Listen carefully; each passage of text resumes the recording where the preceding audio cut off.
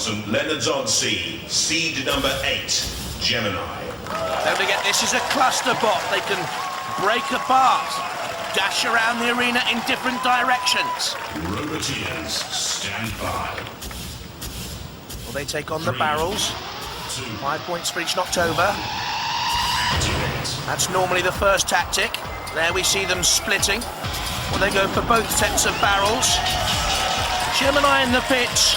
Dark horses to win the Pinball Warrior Challenge, and immediately you're taking on one of the arena side targets and the multi-ball release option as well. That's 10 more points. This is a great run by Gemini. Perhaps built for the Pinball Warrior tournament, but once one half of Gemini is immobilised, that's it, that's the end of the run.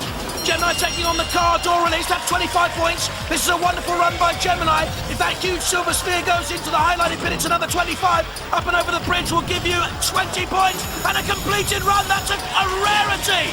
In the Pinball Warrior Challenge, this is a magnificent run by Gemini. Where can they go next? Any of those balls from the multi-ball option into a pit, it's 5 points. Will they go for the other barrels, or are they leaving them for last? The Gemini boys, this is a terrific run. Time is just running away from them now. Do they get points there for the arena side target? They did. This is a magnificent run. The car door option swung again. That was Gemini. Points tallied everywhere. Well, a great run right from the start. That cluster of barrels knocked over. Very strange they didn't go for the other barrels. The sidewall target struck, then the multi-ball release, then the car door. Action everywhere on the arena floor, up over the bridge. This was tremendous driving skill. Dodging the house robots, 50 more points. They'll go close, very close. They're on top, Gemini! The long-time leaders, Spawn of Scott, have beaten Gemini 255 points, and the remaining 3 robots are going to have to go some to beat that. We're the Gemini team, Anthea, Wendy, Shane, Brian and Daryl, and this is our baby. This is the cluster bot, which means it goes into the arena as 1, but it comes out as 2, which means double the trouble. Which could be said about us. The Turner sisters and Gemini. Hello there. Hello. It's an appropriate name, isn't it? Because I just found out that you're actually both Gemini. Yeah, it's uncanny, and apparently they didn't know that when obviously they chose the name for these characters. Exactly. So are we going to see the ferocious side of the lovely Turner sisters out there in the arena? Oh, Twin personality. Or the heavenly twins, I'm not sure. Not too heavily. We want battle, ladies. No, we're going out there to win. Exactly. Yeah, we're not messing around here.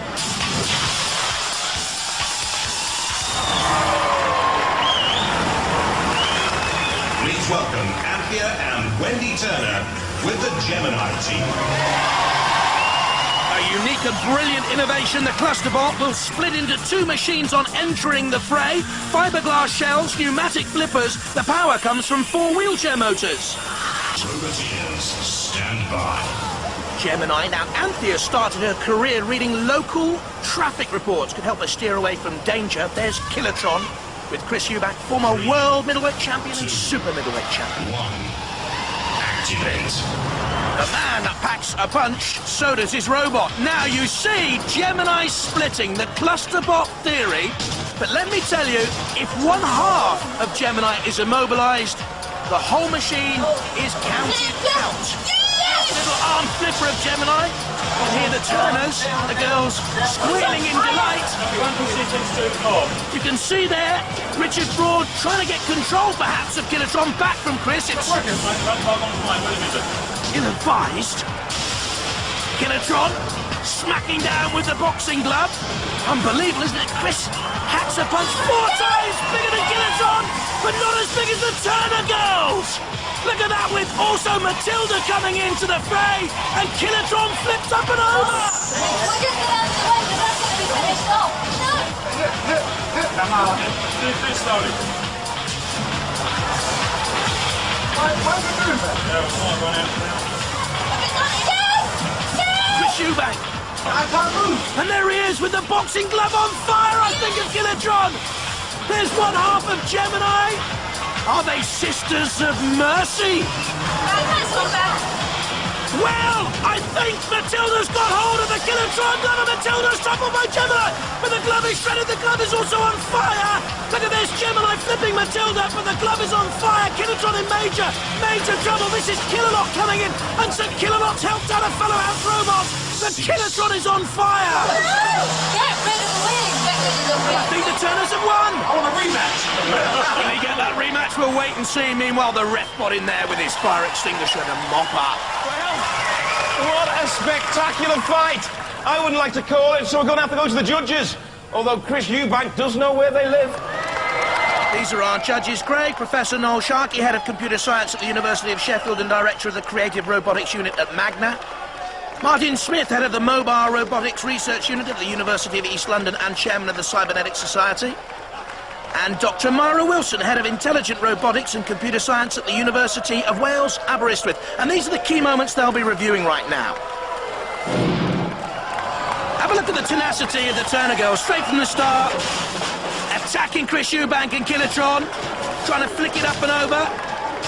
Killertron with a glove, of course, that caused problems later on for Chris when it caught fire. Gemini did more of the attacking for me.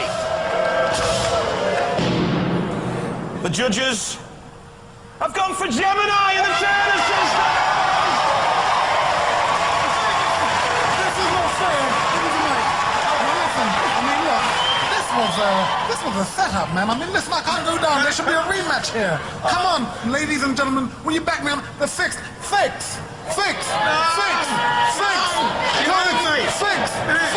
I'll give you a right hand in a minute. All right, calm down. Have you enjoyed it, Chris? Fantastic. Yes. Been great having you. Let me get one more cuddle from this lady here. Oh! It's a family show, Mr. Eubank.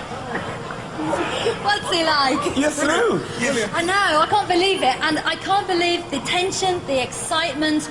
However much you look at these models out there, we went into a little practice ring, nothing is like what it is out here. Ladies and gentlemen, let's hear it for the Turner sisters. Thank you!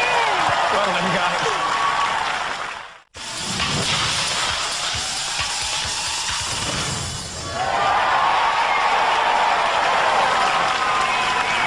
Roboteers, stand by.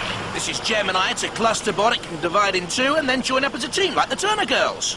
And Diotoir from Dublin, with Vic Rees very much at the controls. 3, 2, 1, activate. Taking great advice from Alice, though, his daughter. And the unique Diotoir. Oh, buen fan, glasses. The specs are removed immediately. He's been very go-ahead and aggressive with his driving, Vic, but now Diotoir's on flames. The polka dot design may look pretty, but it's certainly flammable and vulnerable as well to a shove from underneath. What is crucial in Robot Wars is that machines should have a low ground clearance. Diotoir has, but still, Gemini can get in underneath and flip it up and over. Right, no, let it. Why? Bring it back over. That hair on top is made of a material called Kevlar, by the way. It's designed to mesh up and ruin other robots' machinery and blades and saws and so on. But now one of the cluster bots of Gemini is flipped up there by Vic Rees. Oh, yeah! That was cool, wasn't it? She's hopping as much as Gemini. I did notice she wasn't actually driving at the time. What's radio concept? Oh no! You're joking! Oh no, one of them's deactivated. Kieran there, Zulu, has spotted something I hadn't. And if that's true, and part of Gemini is deactivated, then they're out. If one half of Gemini is immobilized, then both halves are out. If one half is silenced, then both halves are silenced. Perhaps that goes for the Turner girls as well. I don't know. There's the pit of oblivion. And it looks to me as if Wendy and Anthea are going to descend into that pit of oblivion. Well, they don't know. They're on tenterhooks, so am I. There's Killertron. There goes Gemini. And there goes their hope.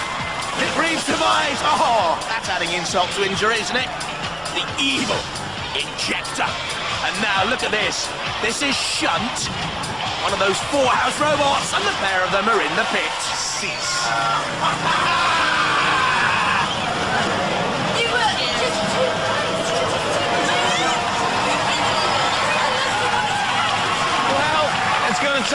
and some loo roll and some sticky back plastic to stick Gemini back again. Vic Reeves and Diotoir go through.